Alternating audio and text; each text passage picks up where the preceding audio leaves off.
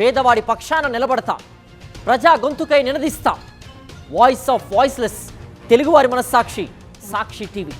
సాక్షి TV ప్రసారాల కోసం మీ స్థానిక cable ఆపరేటర్ను వెంటనే సంప్రదించండి.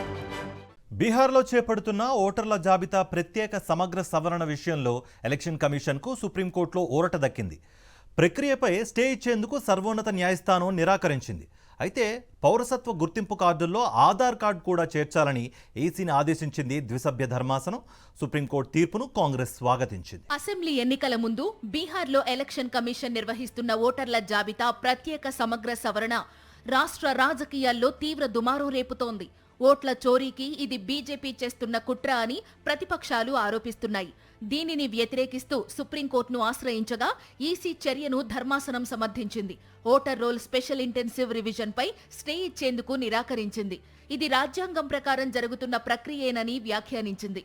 అదే సమయంలో పౌరసత్వ గుర్తింపు కార్డుగా ఆధార్, రేషన్ కార్డు, ఓటర్ ఐడీలను చేర్చాలని సూచించింది. సరిగ్గా ఎన్నికల ముందు ఓటర్ రివిజన్ డ్రైవ్ నిర్వహించడంపై ఈసీని ప్రశ్నించింది సర్వోన్నత న్యాయస్థానం.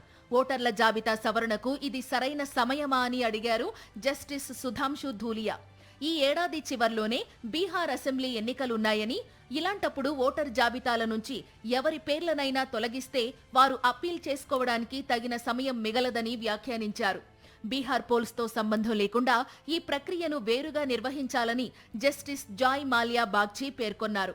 ఈ సందర్భంగా ఈసీకి 3 ప్రశ్నలు సంధించింది సుప్రీంకోర్టు ద్విసభ్య ధర్మాసనం. ఓటర్ రోల్ స్పెషల్ డ్రైవ్ నిర్వహించడానికి ఈసీకి ఉన్న అధికారం, ఈ ప్రక్రియ చెల్లుబాటు, నిర్వహిస్తున్న సమయంపై వివరణ ఇవ్వాలని ఆదేశించింది. బీహార్లో చివరిసారిగా 2003లో ఓటరు జాబితాల సవరణ జరిగింది. అప్పట్లో ఆ రాష్ట్ర జనాభా 4 కోట్లు. ఇప్పుడది 7.9 కోట్లకు పెరిగింది.